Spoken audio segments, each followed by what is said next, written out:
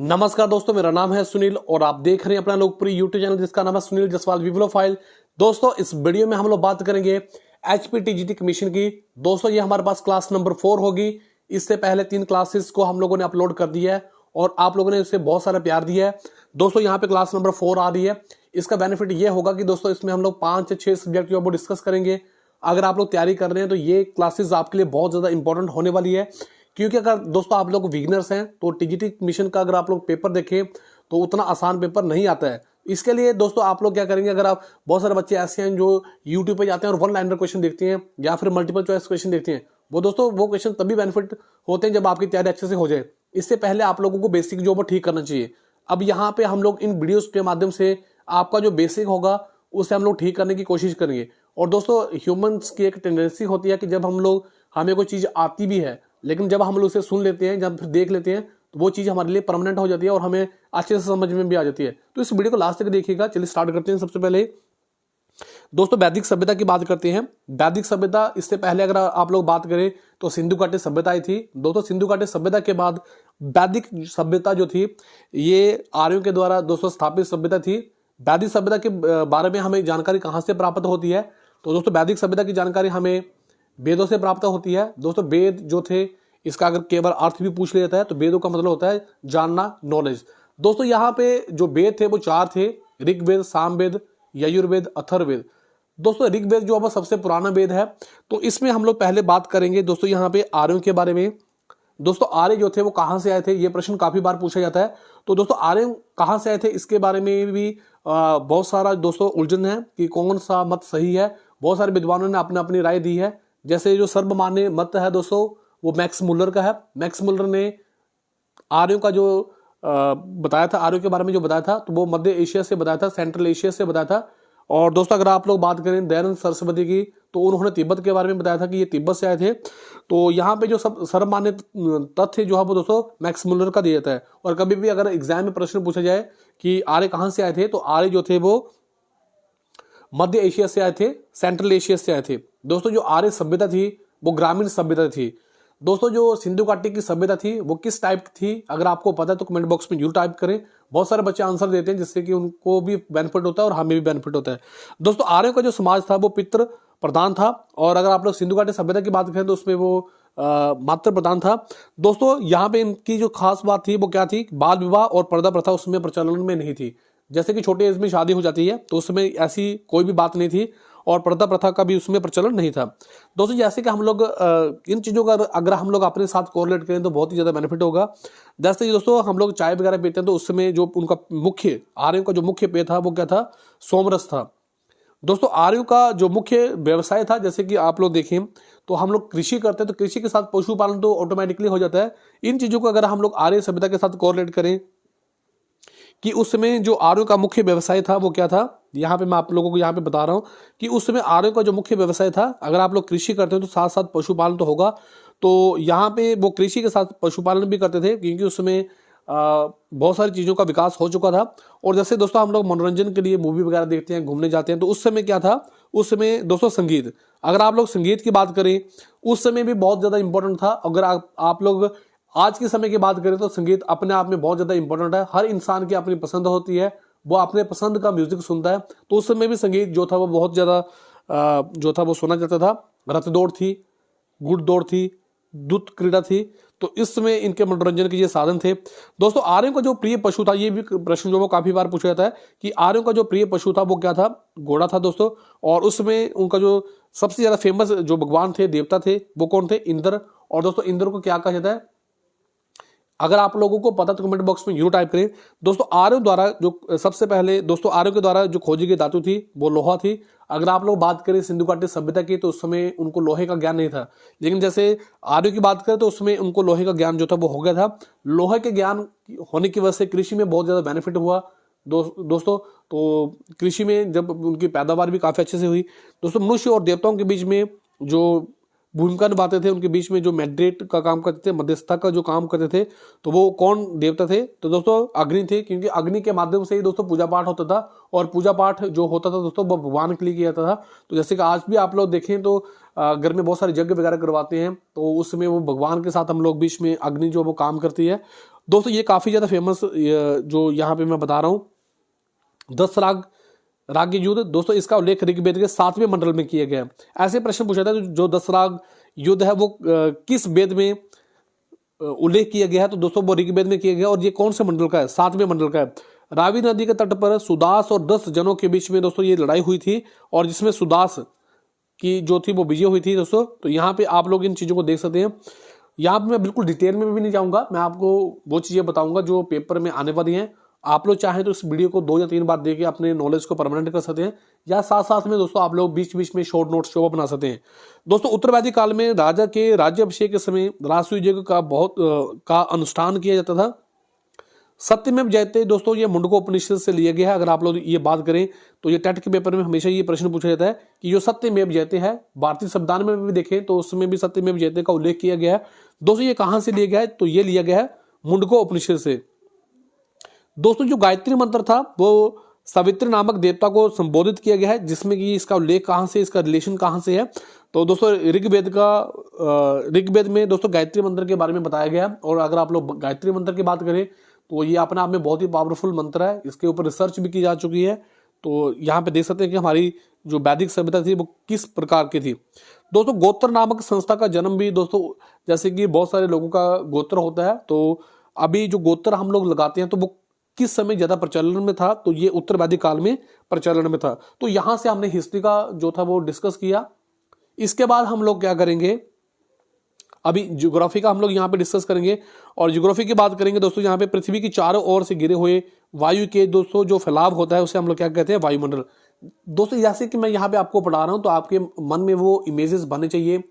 तो जब आपके मन में वो इमेजेस बनेगी तो आपका जो नॉलेज होगा वो कहीं ना कहीं सुदृढ़ हो जाएगा। जैसे दोस्तों यहाँ पे मैं बोल रहा हूँ पृथ्वी के चारों ओर, जो हमारी पृथ्वी है इसके चारों ओर क्या है, घेरे से घेरा हुआ है दोस्तों, ये एक वायु के द्वारा ये घेरा हुआ है और इसे वायुमंडल कहते हैं। दोस्तों वायुमंडल में बहुत सारी गैसें पाई जाती हैं और ये सबसे ज्यादा इंपॉर्टेंट प्रश्न पूछा जाता है कि जो वायुमंडल में सबसे ज्यादा मात्रा किस गैस की पाई जाती है, तो यहाँ पे आप लोग देख सकते हैं नाइट्रोजन, ये दोस्तों 78% जो पाई जाती है। दोस्तों ये वातावरण में होती है तो इसका पेड़ पौधे भी इस्तेमाल करते हैं, लेकिन वो कैसे डायरेक्ट इसका इस्तेमाल नहीं कर पाते हैं। वो किस तरह से इस्तेमाल करते हैं दोस्तों, नाइट्रोजन जो होती है, जैसे आपने फलीदार पेड़ पौधे देखे होंगे तो उसमें उनके जड़ों के माध्यम से, साइंस में इसमें पढ़ा होगा, तो जड़ों के माध्यम से ही दोस्तों उनका जो है उसका यूज कर पाते हैं। ऑक्सीजन की बात करें तो इसका फॉर्मूला जो है O2 है। और दोस्तों ये वायुमंडल में कितने प्रतिशत पाई जाती है, तो एग्जैक्ट डेट भी एग्जैक्ट यहाँ पे आप देख भी ले 20.93%, 21%। यहाँ पे अगर आप लोग जनरली से देखें तो 21%, लेकिन इसका आप लोग एग्जैक्ट भी देख लें क्योंकि कमीशन जो वो ऐसे प्रश्न पूछ सकता है। 20.93%। दोस्तों गैस, ये जो ऑक्सीजन होती है, जैसे जो गैस जलने का ये दोस्तों काम भी करती है। कार्बन डाइऑक्साइड की बात करें तो ये वातावरण में अगर आप लोग इसका प्रतिशत देखें तो 0.03%। ये गैस पौधों घर के प्रभाव के लिए भी इंपॉर्टेंट है। जैसे आप लोग ग्रीन हाउस का इफेक्ट देखते हैं, ग्रीन हाउस का इफेक्ट में क्या होता है कि जो ऑक्सीजन होती है, सॉरी जो कार्बन डाइऑक्साइड होती है वो एक परत बना लेती है। इससे क्या होता है कि जो दोस्तों जो उसकी परत बन जाती है, इससे उष्मा पैदा हो जाती है, जिसकी वजह से ऑक्सीजन जो कार्बन डाइऑक्साइड है वो धरती पर, जैसे आप लोग देखें तो वो ग्लोबल वार्मिंग का भी एक बहुत बड़ा रोल प्ले करती है इसमें। दोस्तों ओजोन की बात करेंगे तो ओजोन जो है वो ऑक्सीजन का ही एक विशेष रूप है। अगर आप यहाँ पे ऑक्सीजन की बात करें तो मैंने आपको इसका फॉर्मूला बताया O2, लेकिन जब मैं दोस्तों ओजोन की बात करूंगा तो इसका फॉर्मूला होगा O3।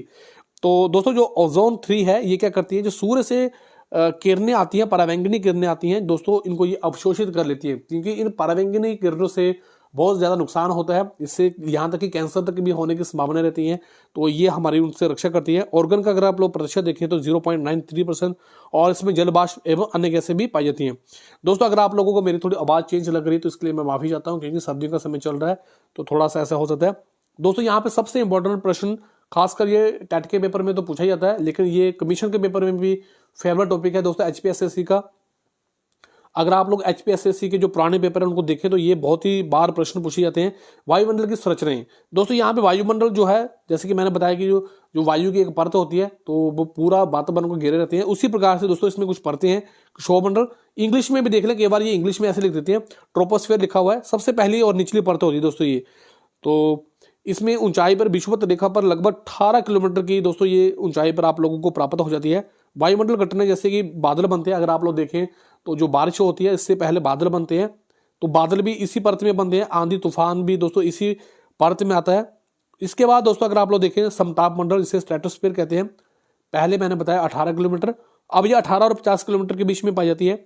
इस मंडल में तापमान स्थिर रहता है और इसके बाद ऊंचाई के साथ बढ़ता जाता है। इसमें जो टेम्परेचर होता है दोस्तों वो क्या है, स्टेबल रहता है, लेकिन जैसे जैसे ऊंचाई के साथ जाते हैं तो ये टेम्परेचर जो वो बढ़ता है। तो ये भी कई बार प्रश्न पूछा जाता है कि वायुमंडल में अगर आप लोग ऊपर की तरफ जाते हैं तो क्या टेम्परेचर बढ़ता है या फिर घटता है। तो टेम्परेचर जो है दोस्तों वो बढ़ता है। इस मंडल के निचले भाग में ओजोन गैस बहुतायत में पाई जाती है। इसमें ओजोन गैस भी पाई जाती है, जिसे हम लोग ओजोन मंडल भी कहते हैं। और इसका अगर आप लोग टेम्परेचर की बात करें तो उसमें टेम्परेचर जो दोस्तों 40 डिग्री तक बढ़ता जाता है। दोस्तों जेट अगर आप लोग देखें तो जेट वायुयान के उड़ान भरने के लिए भी ये आदर्श दशाएं जो दोस्तों प्रोवाइड करवाती हैं। जैसे जहाज वगैरह जो उड़ते हैं तो वो इसी परत में उड़ते हैं और इसे आप लोग स्ट्रेटोपोज भी कहते हैं। दोस्तों मध्य मंडल की बात करते हैं, मेसोस्फीयर की बात करते हैं। ये वायुमंडल की तीसरी परत है जो समताप सीमा से ऊपर होता है दोस्तों, और ये 80 किलोमीटर तक होता है। अंतरिक्ष से आने वाले जो उल्कापिंड होते हैं दोस्तों इसी परत में आके जल जाते हैं। जैसे मैंने आपको पहले कौन सी परत बताई, इसमें आप लोग देख सकते हैं, आपको कंफ्यूजन क्रिएट नहीं होनी चाहिए। पहले मैंने बताया क्षोभमंडल, फिर समताप मंडल, जिसमें कि क्षोभमंडल की बात करें तो दोस्तों इसमें मौसम की घटनाएं वगैरह होती हैं, बादल वगैरह इसमें बनते हैं, तो ऐसे प्रश्न पूछे जाते हैं। समताप मंडल की बात करेंगे दोस्तों तो इसमें हमारे जो दोस्तों जो जहाज वगैरह की जो क्रिया होती है वो इसी में होती है।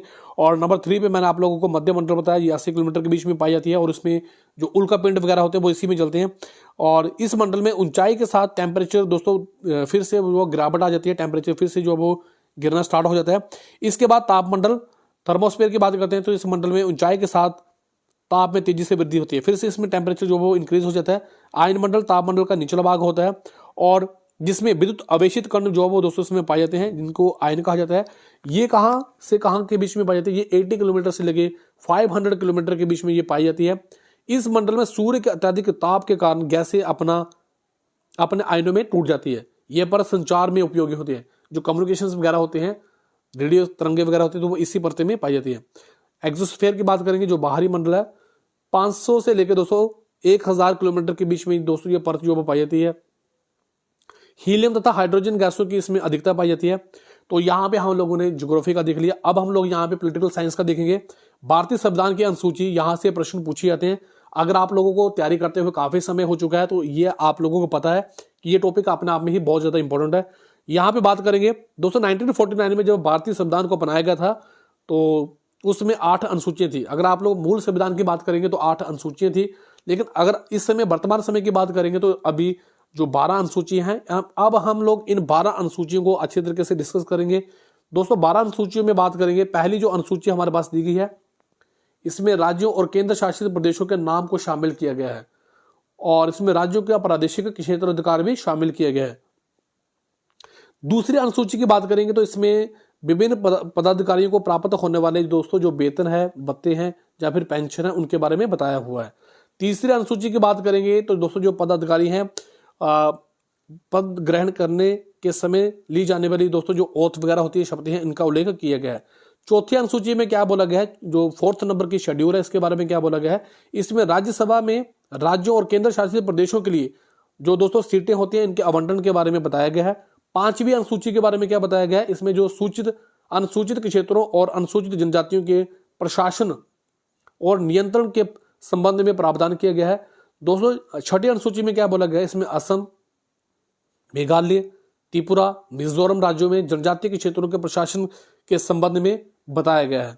7वीं अनुसूची की बात करेंगे तो इसमें 3 विधायी सूचियों से संबंधित है, संघ सूची, राज्य सूची और संपत्ति सूची।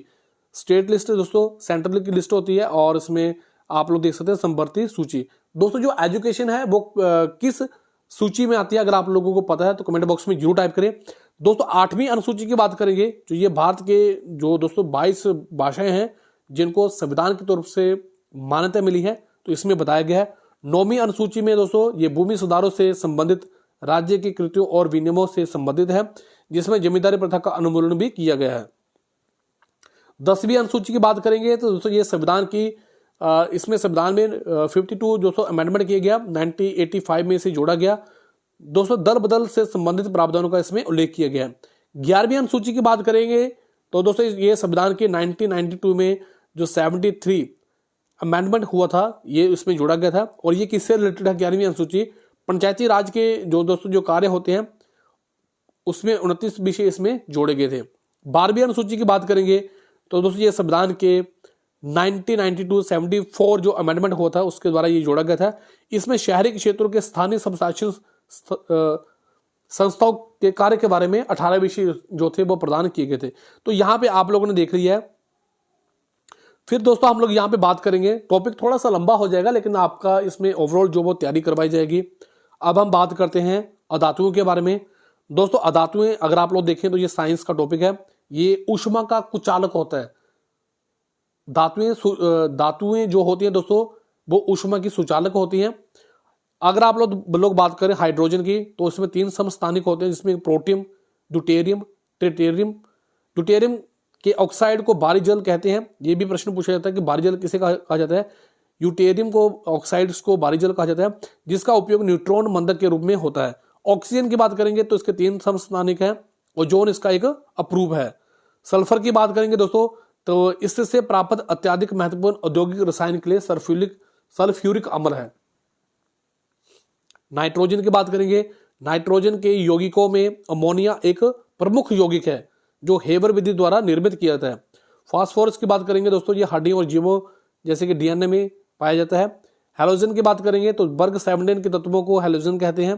क्लोरोफ्लोरोकार्बन के बारे में आप लोगों ने सुना होगा। दोस्तों क्लोरोफ्लोरोकार्बन जो है वो यौगिक को फेरोन कहते हैं। इसका उपयोग जो अब रेफ्रिजरेटर में होता है, जैसे आप लोगों ने देखा होगा कि ये ओजोन परत की ये जो दोस्तों जो छेद वगैरह होते हैं तो वो क्लोरोफ्लोरोकार्बन के कारण ही होते हैं। क्लोरीन का उपयोग शाकनाशी और कीटनाशी के संश्लेषण में किया जाता है। निष्क्रिय गैस किसे कहा जाता है, इन्हें अक्रिय और उत्कृष्ट गैस भी कहते हैं। हीलियम गैस का उपयोग दोस्तों गुब्बारों के लिए प्रयोग किया जाता है। ये प्रश्न भी पूछा जाता है कि गुब्बारों में कौन सी गैस भरी जाती है, तो हीलियम गैस जो वो गुब्बारों में भरी जाती है। अब बात करेंगे सबसे इंपॉर्टेंट टॉपिक की दोस्तों, हिमाचल प्रदेश की जो नदियां हैं। दोस्तों हिमाचल प्रदेश में 5 नदियां हैं जिसमें कि सतलुज जो सबसे बड़ी नदी है, लेकिन पानी जल घनत्व के हिसाब से अगर आप लोग देखें तो वो दोस्तों हमारे पास चिनाब नदी पाई जाती है। तो यहाँ पे हम लोग हर नदी के बारे में देखेंगे और उसका वैदिक नाम भी जानने की कोशिश करेंगे। दोस्तों यमुना, इसका वैदिक नाम कालिंदी है। प्रश्न काफी बार पूछा जाता है कि यमुना का दोस्तों जो वैदिक नाम है वो क्या है, कालिंदी है। इसका जो ये कहाँ से निकलती है दोस्तों, ये यमुनोत्री जो कि उत्तराखंड से है वहां से उसका उद्गम स्थल है। और खादर माजुरी दोस्तों सिरमौर नामक स्थान पर ये हिमाचल प्रदेश में प्रवेश करती है। 3 चीजें यहाँ पे हम लोगों ने रीड की है, जैसे मैं यहाँ पे बता रहा हूँ। तो इसका वैदिक नाम कालिंदी है, यमुनोत्री से ये दोस्तों ये निकलती है और खादर मांजरी सिरमौर नामक स्थान पर ये हिमाचल प्रदेश में प्रवेश करती है। ताजेवाला के पास हिमाचल को छोड़कर हरियाणा में भी प्रवेश कर जाती है। इसकी मुख्य सहायक नदियां, ये भी प्रश्न काफी बार पूछा जाता है। टोंस नदी काफी बार पूछा गया है, पब्बर, गिरी और बाटा और जलाल। मारकंडा क्यारादुन घाटी से निकलती है जिसके किनारे नाहन शहर जो वो बसा हुआ है। आंध्र पब्बर की सहायक नदी है और 1997 में शिमला जिले का चिड़गांव इस नदी में बह गया था। दोस्तों क्या हुआ, 1997 में शिमला का जो चिड़गांव था वो इस नदी में बह गया था। सतलुज नदी की बात करेंगे तो इसका वैदिक नाम शतुद्री है और संस्कृत में शतुद्रु। हिमाचल प्रदेश की सबसे बड़ी नदी है। इसका उद्गम स्थल की बात करेंगे तो कैलाश पर्वत के मानसरोवर झील में राकस ताल में दोस्तों ये निकलती है। ये शिपकिला नामक स्थान पर हिमाचल प्रदेश में प्रवेश करती है। बहुत इंपॉर्टेंट प्रश्न हो जाते हैं जब भी आप लोग नदियों के बारे में पढ़े तो हिमाचल प्रदेश में कहां से प्रवेश करती है, ये टॉपिक जो पूछा जा सकता है। दोस्तों यहाँ पे देखिए सतलुज नदी की बात करेंगे तो सतलुज नदी जो है इसका यहाँ पे नाम बताया हुआ है, हिमाचल प्रदेश की सबसे बड़ी नदी है। उद्गम स्थल कैलाश पर्वत मानसरोवर झील है। दोस्तों शिपकिला से नामक स्थान पर हिमाचल प्रदेश में प्रवेश करती है। सहायक नदी स्पीति, रोपा, बसपा, दुलिंग और थेरोग शोल्डंग है। ब्यास नदी की बात करेंगे दोस्तों, ब्यास नदी का अगर आप लोग देखें तो इसका जो नाम है वैदिक नाम जो यहाँ पे दिया गया है अर्ज किया है। और ये प्रश्न पूछा गया था, अगर आप लोग टीजीटी की बात करें तो ये प्रश्न पूछा गया था, लेकिन वहां पे ये जो नाम पूछा गया था वो चिनाब नदी के बारे में पूछा गया था और इस ऑप्शन को दिया गया था अर्ज किया। तो आपको यहाँ पे कंफ्यूज करने के लिए ऑप्शन जो वो एक जैसे दिए जा सकते हैं, इसलिए दोस्तों जो नदियों के नाम है उनको आपने अच्छे तरीके से करना है। संस्कृत नाम याद करेंगे तो बिपाशा, ब से आप लोग यहाँ पे याद कर सकते हैं।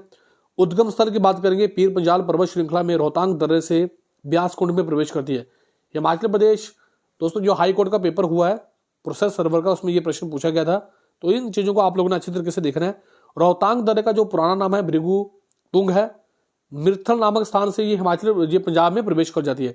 नदी हिमाचल प्रदेश में कहां से प्रवेश करती है वो आप लोगों को पता होना चाहिए। और उसके बाद हिमाचल प्रदेश को छोड़ के अगर वो दूसरी स्टेट में जा रही है तो वो कहां पे जा रही है, तो ये भी आप लोगों को पता होना चाहिए।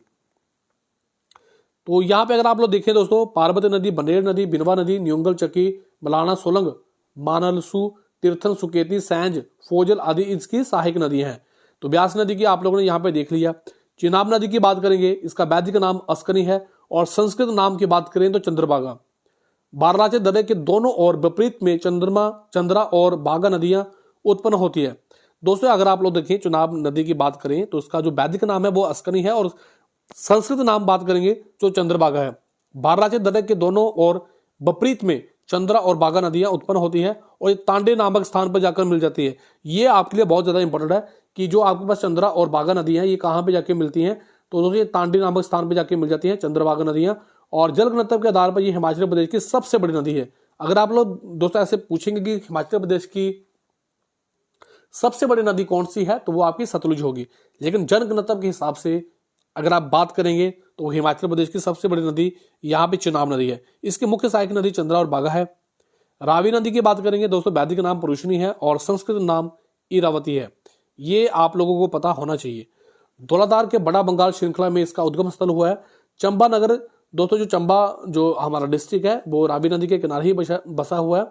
अगर आप लोग देखें तो जब आप मणिमहेश की यात्रा करते हैं तो उस समय दोस्तों साथ ही साथ रावी नदी भी आप लोग देख सकते हैं। इसकी सहायक नदी है बांदल, सियूल, ब्यारा, तंतागिरी, टुंडा, चिरचिंद, नाला। स्वा नदी दोस्तों ये एक बरसाती नदी है और ऊना की पहाड़ियों से ये उत्पन्न होती है और ऊना को ये दो भागों में बांटती है। ऊना की नदी दुख की नदी भी इसे कहा जाता है या फिर शोक की नदी भी कहा जाता है। जैसे कि बिहार की जो शोक है वो दोस्तों कोसी नदी को कहा जाता है, बंगाल का शोक दामोदर नदी को। उसी प्रकार से दोस्तों हिमाचल प्रदेश में अगर बात करेंगे स्वा नदी की तो वो दुख की नदी कहा जाता है। तो इस तरह से दोस्तों आप लोगों ने बहुत ज्यादा इंपॉर्टेंट टॉपिक जो थे बहुत डिस्कस किए। दोस्तों इन वीडियो के माध्यम से आपकी पूरी हेल्प की जा रही है।